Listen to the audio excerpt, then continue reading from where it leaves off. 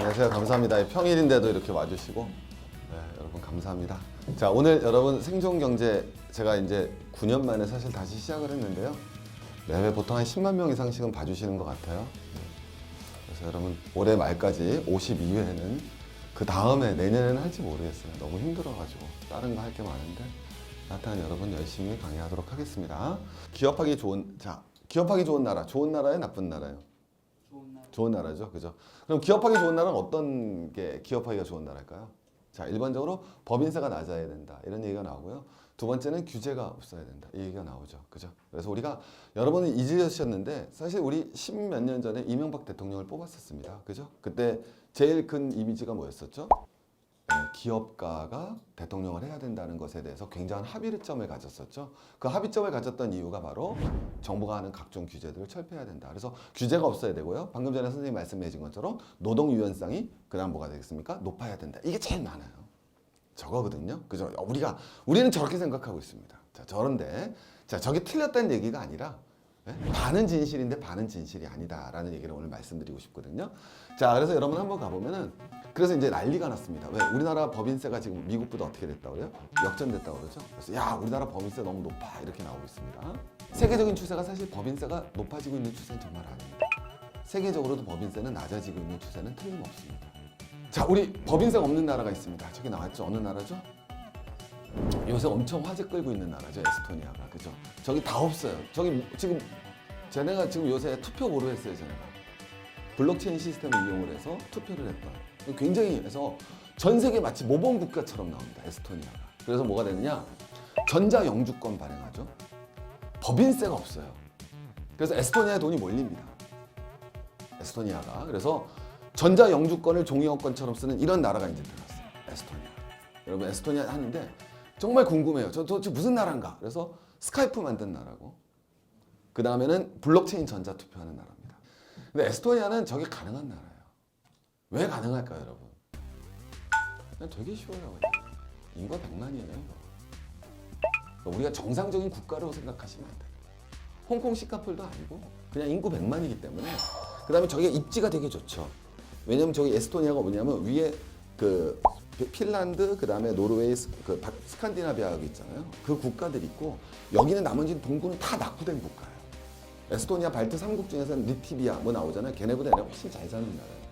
그러니까 입지점이 딱 좋아요, 거기가. 그래서 얘네들이 쉽게 얘기하면 서구, 북부 유럽의 자본이 동부 유럽으로 가는 길목점에 서 있습니다. 그러니까 굉장히 이 지리적 위치가 좋고 인구가 적어서 그런 거지. 여러분 미국이 법인세가 없으면 미국이 굴러갑니까? 저런 건 좀 말이 안 되는 논의다 이렇게 보시면 되죠. 그럼 이제 에스토니아는 그래서 나라 전체가 경제 실험하는 거기 때문에 뭐 기사에 뭐 에스토니아를 본받자 이건 말이 안 되는 얘기예요. 그냥 말이 안 되는 얘기다. 인구 100만 도시에서 무슨 짓을 못 하겠어요, 그죠? 그럼 본받자라는 거는 굉장히 좀 우스운 얘기일 수 있다는 말씀드리겠습니다. 자, 이제 한번 가보죠. 우리 법인세 얘기하는데 기업하기 좋은 나라 1등하는 나라 항상 어디다? 자, 덴마크가요. 여러분 진짜 기업하기 좋은 나라 맞아요. 근데 왜 제가 그래서 덴마크의 기업들을 갖다 찾아다니면서 몇 번 깜짝 놀랐어요. 그래서 사실 안 읽게 되고 공부를 한 거거든요. 야, 저래서 이란 말이 딱 나옵니다. 자, 첫 번째 법인세는 아닙니다. 법인세는 우리나라랑 비슷한 수준이에요. 생각보다 법인세는 비슷합니다, 우리랑. 법인세는 사실은 기업하시는 분한테 물어보세요. 당장 매출을 많이 올리는 걸 중요하지 세금 들 내는 걸 중요시 여기는 기업이 별로 없습니다, 생각보다. 절세 하려고 노력은 하지만은. 그죠? 그래서 법인세는 생각보다 중요한 문제는 아니다. 자, 오히려 덴마크는 사실은 조세 부담률이 전 세계에서 제일 높은 나라입니다. 그래서 GDP 50%가 조세 부담입니다. 그러니까 버는 돈의 딱 반을 정말로 세금으로 걷어나가는 세계에서 가장 조세 부담률이 높은 나라가 덴마크입니다. 노동 유연성 어떨까요, 저기 나라? 엄청 높습니다. 정말 쉽게 고용할 수 있고 쉽게 해고할 수 있는 나라입니다. 자, 이제 한번 가보면은 노동 유연성 우리나라 어떻습니까? 굉장히 낮죠. 노동 유연성이 뭐예요? 쉽게 이게 말이 참 멋있게 붙인 거죠. 그죠? 원래 쉽게 자르고 쉽게 고용할 수 있는 걸 갖다 노동 유연성이라고 그러는데 높으면 이제 쉽게 자르고 쉽게 고용할 수 있는 거죠. 근데 우리는 노동 유연성이 높은 편인가요? 낮은 편인가요? 네, 사실 우리는 굉장히 낮은 편입니다. 우리는 노동 유연성이 어쨌든 굉장히 낮은 나라 중에 속합니다. 그래서 여러분 기업하기 좋은 나라는 진짜로 고용이 쉽고 해고가 쉬워야 됩니다, 실제로. 그게 기업가들이 겉으로 말은 안 하지만 속으로는 간절히 바라는 거죠. 차마 바깥으로 얘기 못하죠. 어떤 기업을 꿈꾸세요? 해고가 편한 기업이요. 맞아 죽을 일이죠. 근데 실제로 기업하시는 분들은 굉장히 그걸 꿈꿉니다. 근데 그게 덴마크가 굉장히 좋습니다. 근데 왜? 아주 간단하죠. 해고가 무섭지 않으니까. 그래서 이걸 갖다 여러분 덴마크의 기업하기 좋은 나라의 황금 삼각형이라고 부릅니다. 자, 보시면 나오겠지만 유연한 노동시장인데 그 다음에 이제 금방 나올 수 있는 게 첫 번째 탄탄한 사회 안전망이죠. 두 번째 이쪽 나오는 게 적극적인 교육 훈련입니다. 자, 이제 제가 말씀드린 건 덴마크가 이렇게 이루어졌던 거는 바로 여기서 보시면 알겠지만 노동 유연성 지수가 덴마크가 우리보다 훨씬 높잖아요. 근데 덴마크는 뭐가 보장된다? 소득 안정성. 저건 뭘까요? 여러분 저는 이게 문제 뭐냐면 구성의 모순이거든요. 개별 경제 주체가 합리적으로 행동해요. 육아휴직 줍니까 안 줍니까? 사업가 입장에선 안 주죠. 사회 전체적으로 괜찮아집니까? 문제가 발생합니까? 문제가 발생하죠. 우린 그걸 뭐라고 그럽니까? 구성의 모순이라고 그러죠. 구성의 모순은 누가 해결해야 됩니까? 그럼요, 정부죠.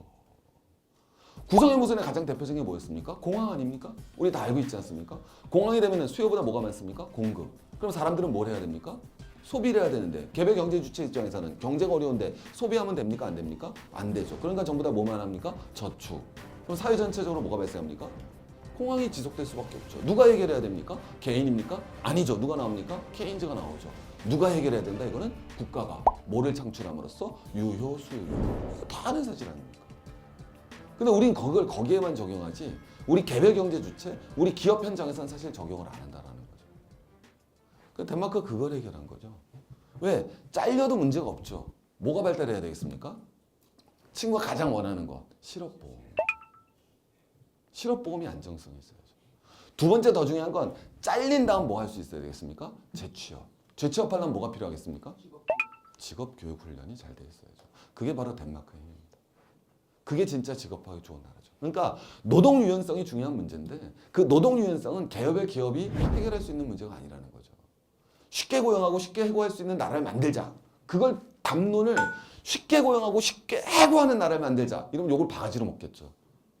그 말을 못 꺼내는 거예요. 근데 실제로 쉽게 해고할 수 있는 나라가 기업하기 좋은 나라예요. 그게 덴마크예요. 근데 그건 개별 기업이 해결할 수 있는 문제는 결코 아니라는 거죠. 사회 전체가 해결해야 되는 거죠. 비교를 한번 해보겠습니다. 그래서 뭐냐면 실업보험 딱 바라보시면 금방 나오겠지만 이것만 보시면 되죠. 순소득 대체율이 61%입니다. 그러니까 내가 월급 다니면 회사 다니면 100만 원 벌고 있으면 놀면 얼마 나온다? 61만 원이 나오죠. 그게 몇 년 동안 나온다? 4년 동안 나오죠. 자, 그런데 우리는 어떻게 되겠습니까? 직전 수준의 60% 맞는데 비슷한 거는 우리가 6개월밖에 안 되죠. 그죠? 네. 그래서 우리 기간이 너무 짧다. 그러니까 굉장히 실업이 무섭죠, 우리에게. 오케이? 이렇게 나옵니다.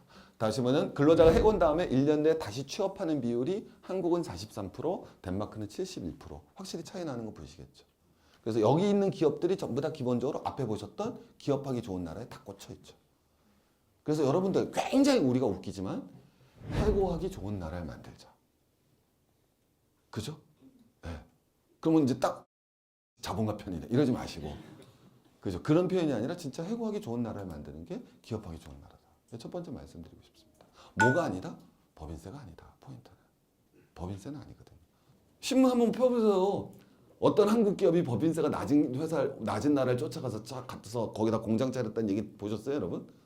없죠. 근데 무슨 얘기 맨날 나와요? 한국이 법인세가 높아서 외국 기업 안 들어온다는 얘기 나오잖아요. 야, 세상에 진실이 아닌 게 진실처럼 들리는 거예요. 거꾸로 생각해보면 얼마나 웃겨요. 법인세가 중요한 게 아니에요. 근데 고용과 해고는 진짜 중요한 문제예요. 고용도 굉장히 중요한 문제고 해고도 굉장히 중요한 문제입니다. 자, 그 다음에 실제로는 두 번째는 세계은행 기업환경평가입니다. 법정 분쟁 해결, 정기 공급, 퇴출, 창업, 인허가, 행정, 자금 조달, 재산권 등록 전부 다 기본적으로 포인트가 뭡니까?